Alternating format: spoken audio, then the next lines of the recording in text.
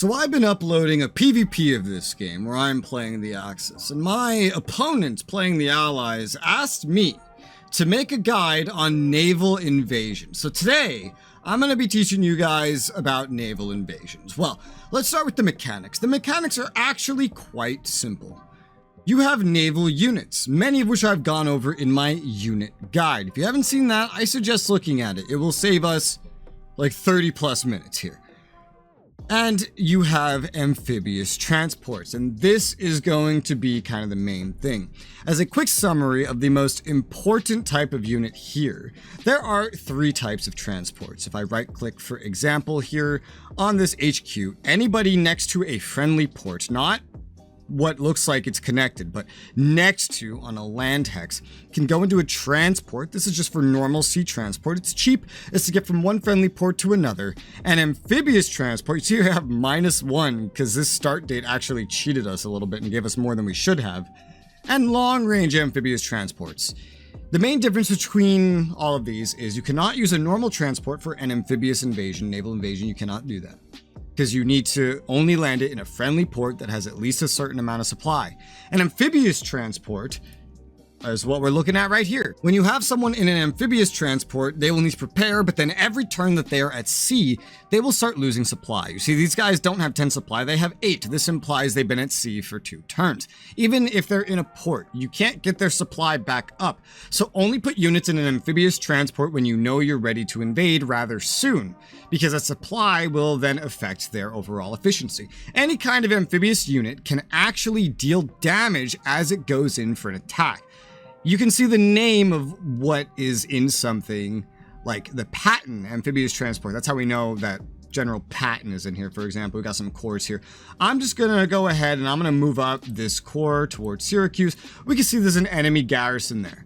Every amphibious unit, as I said, has an attack that they can use on an enemy unit in their landing, like before they land.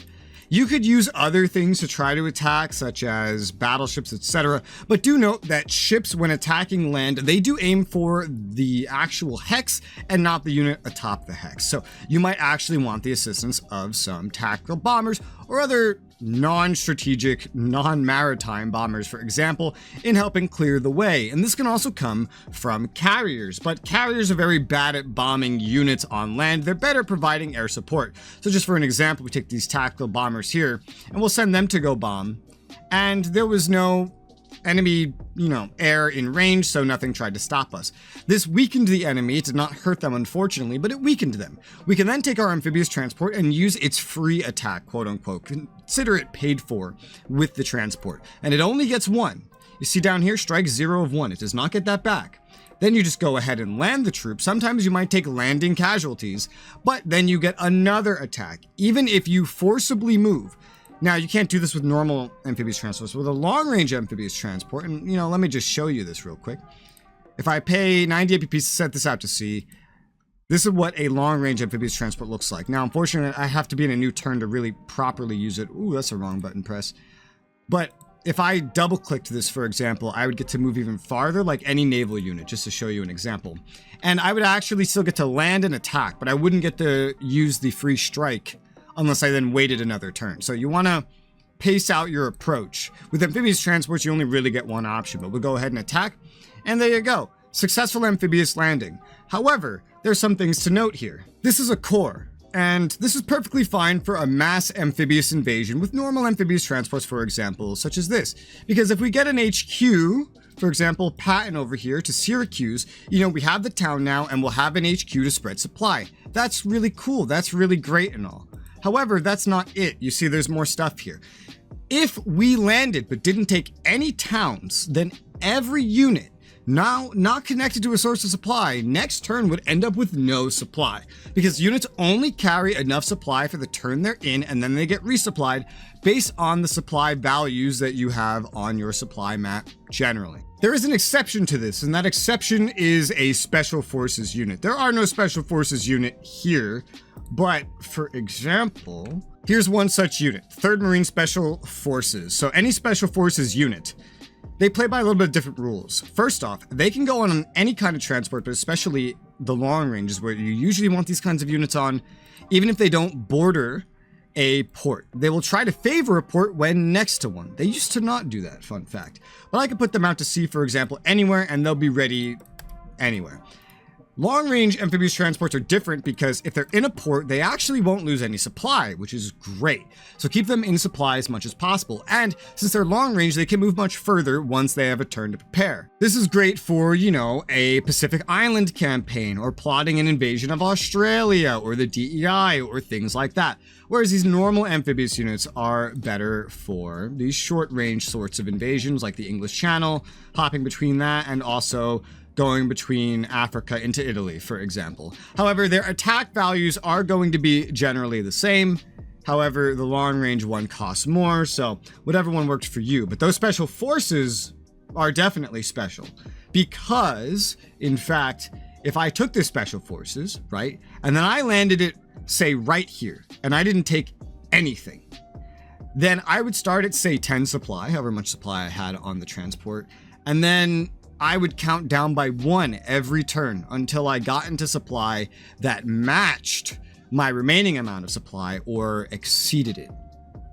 Otherwise, it would just keep counting down to 0 until I started dying. So special forces are really, really good for that kind of naval invasion. And now there's also paratroopers, which, as you see, I can just go ahead and, since these are already pre-prepared, which takes a turn to do, I can fly these over.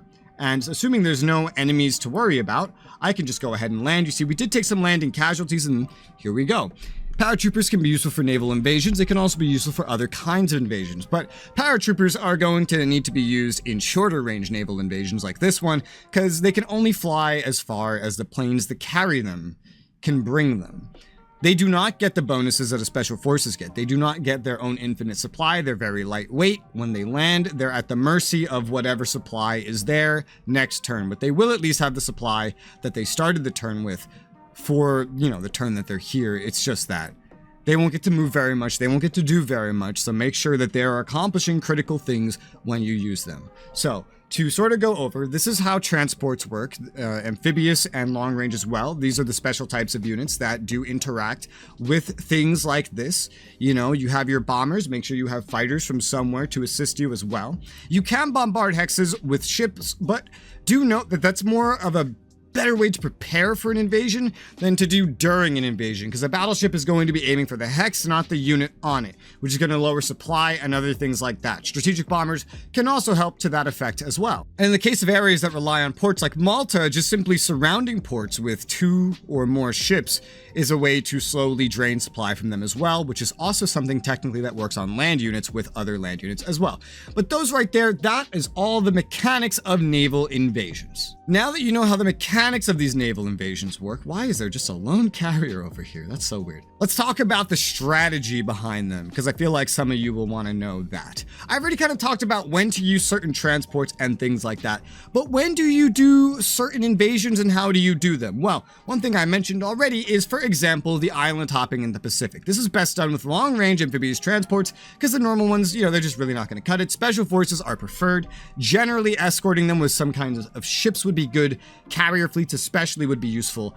Anything that is like a 1 hex island, excluding the port, right? But like the actual place where a land unit can be, this could be very difficult to actually tear down. So there's a couple ways you can go about this. Either bring a bunch of special forces and use all of their amphibious attacks to try to weaken the enemy. You could bring carriers and try to bomb, or use other bombers positioned somewhere else to try to help you, but this can be kind of difficult. Or even use battleships and other ships to first lower the supply of the port, then bombard the supply out of the hex, and then do some sort of landing after that. You'll still need to kill the unit on there, and you'll be limited to bombers mostly, as well as the actual amphibious attacks of your amphibious transports. That's how stuff like this works. If it's an island that has, you know, multiple places to move, then what you really want is a decent landing zone. If you are able to rely on long-range transports and special forces, you can land just about anywhere. And you have a couple turns to really get a good foothold, honestly. But if you can't rely on special forces and you need to use long-range amphibious transports, for example, then you need to land at a place that you know you could take over, hopefully bringing an HQ with you to boost supply at that place where supply will not be very good initially. A port might help, but still, an HQ would very, very much be necessary, in my opinion, for anything medium-sized and up, you know, supporting other units. Now, the bigger the unit you bring, the more the transport will cost. Whereas HQs are very, very important. Maybe you want to escort them with more like Corps, because armies are very expensive and it could be hard to move them around like that. And MPPs in this game, they're everything. For Japan, for example, fighting over the Pacific, going for Australia, the DEI, New Zealand, things like that. This is a very good way to look at naval invasions. Japan also does get a boatload of special forces to use. America can build up a boatload of things as well, and they need to look at roughly the same targets as well. But also in Europe, and in Europe is where they should not maybe aim their special forces, but aim more practical, like land-based units instead. Corps, armies, use their air force, send HQs, things like that. You could send HQs to accompany special forces. That could be very useful, but only in longer term campaigns. Small targets really don't need it when special forces are involved. So with America, you have a way to kind of split your army in two pretty easily to accomplish big goals, but the way you choose to aim them is up to you, because they could just as easily be sending armies and stuff over to the DEI, or to land in places Japan's taken over more over here. It's really up to you, but that is probably the most standard way, is to take special forces and focus them out here with your Navy and maybe your Air Force. Take the armies, HQs, Corps, that kind of stuff, and send them to Europe to help out.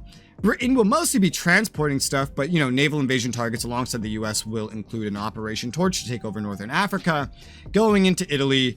Northern Africa might require more long-range amphibious transports. Italy would require more short-range stuff. D-Day can thrive off of short-range amphibious transports, just needs a lot of air support, things like that. Germany only really has one amphibious invasion it needs to do. It can take over Norway via event. Against any AI and most players, you're going to want to do that because actually invading it would be really expensive and, oh god, just not really worth it. Your main target would be this, and you're going to win with mostly short-range transports as well as air power, as Germany. Italy doesn't really have the money to be going around doing amphibious invasions at all, so you shouldn't really be investing too much into that. And when I say investing, I also mean into the tech, because amphibious warfare, the tech right here, different for every nation, determines, along with some passive modifiers that every nation has, how many amphibious transports of each kind that you get. And nations that are mostly doing land really shouldn't be investing into this very much at all. Japan and America get the most, and they have the most to focus on. Russia really doesn't have much of a need for amphibious things, neither does China. India, not so much either. It's a little too poor to worry about it anyway. In my allied playthrough, personally, I actually did an amphibious invasion of Japan with the Chinese. So in some cases, you might need it. Short-range amphibious transports were perfect for that, for example. You might find yourself in this situation. But generally speaking, as the allies, you're going to be doing your amphibious invasions with the UK and America. And as the Axis, primarily with Japan, except for Germany, who would need to go for the UK if you really wanted to get that decisive victory. Unless you're being ballsy, I would never send amphibious transports by themselves because they could be sunk really, really easily. Maybe long-range ones in the Pacific you might get away with, but beware of sub-traps and just lone destroyers that can absolutely slaughter your transports if they are unguarded. Ideally, I would focus on, you know, except for these islands, bigger operations where you can have a lot of land-based air support and or sea-based naval and air support as well. That is generally covering all the strategies that I would think of, all the nations that I would recommend you focus on this kind of stuff with and not focus on this kind of stuff with. Hopefully that and learning about the mechanics helps you understand how to do these kinds of naval invasions in Strategic Command World War II World at War here. If you have ideas for any other guides, please leave them in the comments below. If you have any questions, you can leave those down there as well. This guide is part of a bigger series. It's in a playlist that you can find in the description below. For now, thank you guys very much for watching, and I hope I'll see you on the next one.